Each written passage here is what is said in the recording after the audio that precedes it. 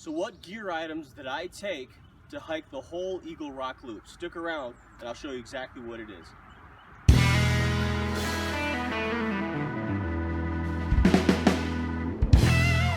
What's going on, everyone? Rob with our Pelton One here, coming to you with my shakedown video of everything that I carried on the Eagle Rock Loop. Now I'm doing it a little bit different.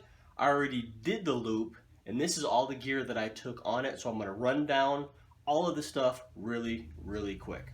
Alright, gonna dive right into my mess in another hotel heading north back to Minnesota. So just thought I'd lay all this stuff out and get it over really quickly.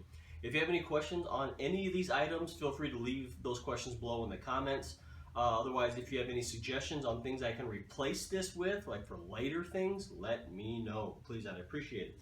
But first things first, the REI Flash 65. I've taken this on a couple of trips. This was the biggest trip and it worked out very well. So all the stuff that I put inside of this, gonna be my War Bonnet Ridge Runner hammock. This thing worked out really well for me. I got the new beetle buckle straps for it too, so I was really excited about that. For that, I do have the Lynx 20-degree underquilt, kept me warm from underneath. It could compress a little bit more if I had to, but this worked out really well. To keep me out of the elements, I have the Chill Gorilla Fortress Wind Warrior 2 with the doors.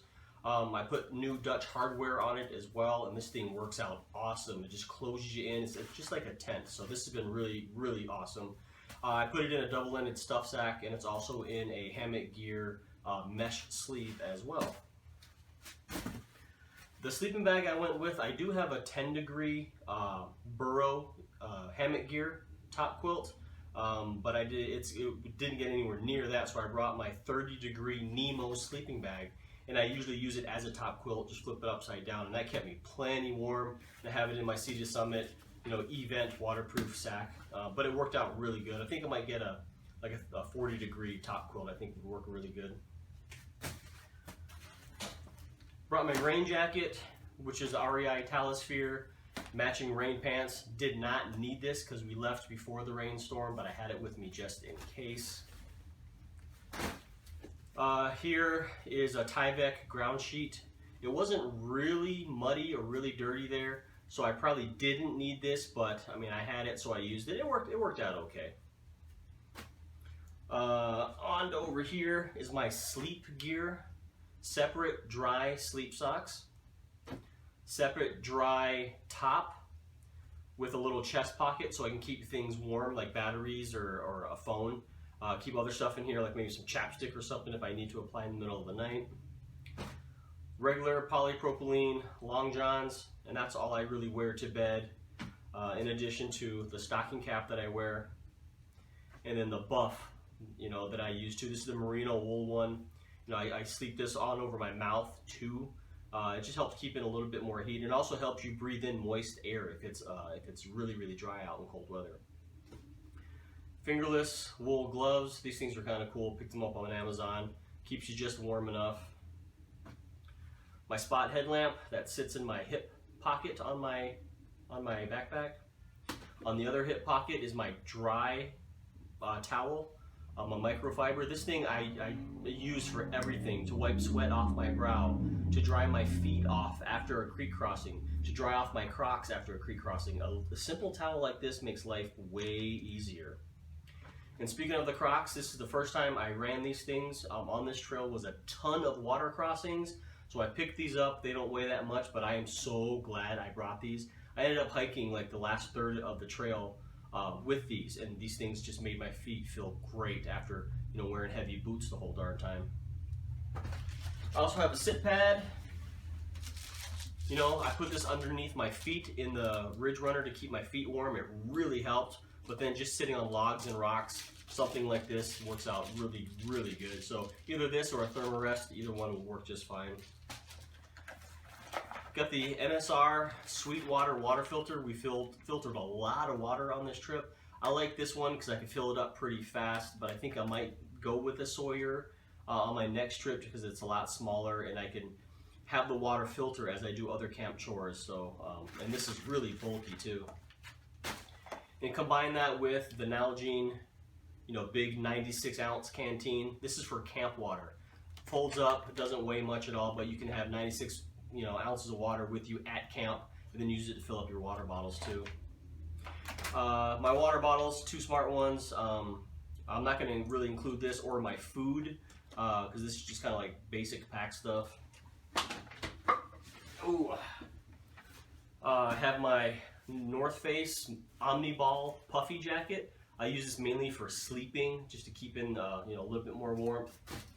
My North Face hoodie, I have this thing everywhere. Another layer of warmth, especially in the morning. My chest pack by Hill People Gear. I keep little things in here like my little multi-tool chapstick, lighter, a little pocket knife, my compass, and I keep my maps in here as well. You know, these maps came in super handy. But this thing, I love it, man. You know, this is kind of my little kit. Had my hat, I wore that a bunch. My poop kit, you got your trowel, your Deuce of Spades, toilet paper, some hand sanitizer. My first aid kit, we did end up using quite a bit of this, so I'm glad I had it. I have a video of my first aid kit, and you can probably find that somewhere up here. Toiletries, some soap, deodorant, because it was only an overnight, so I brought a couple extra things. Toothpaste, toothbrush, you know, so that works out okay. For my Ridge Runner, these are the spreader bars and the pole mods from War Bonnet. I bought this sleeve to keep them all compacted in and strapped to the outside of my pack. Works out pretty well. I'd like to find a lighter weight one though. My cook kit, I know there's a fuel canister in here, but this comes with me everywhere. I have a video on this as well. You can find that up there. I brought a really big battery pack because I charged my phone up a lot because I did a lot of videoing. I could probably get away with a smaller one, especially for an overnighter like we did. But this, you know, it just charges everything. I love it. Basic little fire kit because we just needed to get a fire started. You know, no bushcrafty anything, just get a fire started, get it going. Weather radio by Midland. This thing was awesome because there's no cell reception there. And we knew there was a storm coming, so this kept us up to date on what was happening with any weather things that were coming in. You know, from storms to cloud cover to temperatures, that thing came out, you know, really handy. The Accurate thermometer, this thing is fantastic. It lets you know how cold it got the night before, so you can really do some information gathering with that. You know, I slept really, really warm in this particular top quilt, and it got down to 20, so you can kind of gauge that. But love hanging this from, you know, your ridge line, so you can get a temp gauge. My Gomboy Silky Saw, processing firewood. I might look for a lighter weight one for wood processing on trails, but this thing is a beast. I love it. And then lastly, it's something I picked up recently. It's by Expedition Research. It's just a little stainless steel little grill. You know, you get your little campfire started, you put a few rocks down, you throw this on there, and you can cook up steaks or sausage or Spam or anything, and it, you know, it works out awesome. It goes right into this little stuff sack. I keep it in a plastic bag because this thing can stink, and I don't want my whole pack smelling like steak. So I just throw that in there, and that's that. So that's everything that I had, and my pack weight, you know, with food and water was 30 pounds, which was super heavy. It really, really got to me. So I'm looking for lighter weight options. But just to let you know about the Eagle Rock Loop, most people do it in a few days, in 2 overnights. We did 9.2 miles the first day, and then we did like 17.4 or something the next day. So we really, really rocked it out. Most people, you know, can't get this trail done in 1 overnight, but we did. So we had a good time.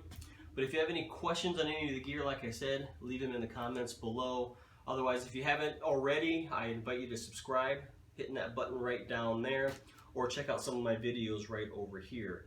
And then I also have an Instagram. If you want to follow me on that, you can follow me right up here. But that's all I got, guys. I appreciate you watching. We'll see you on the next one.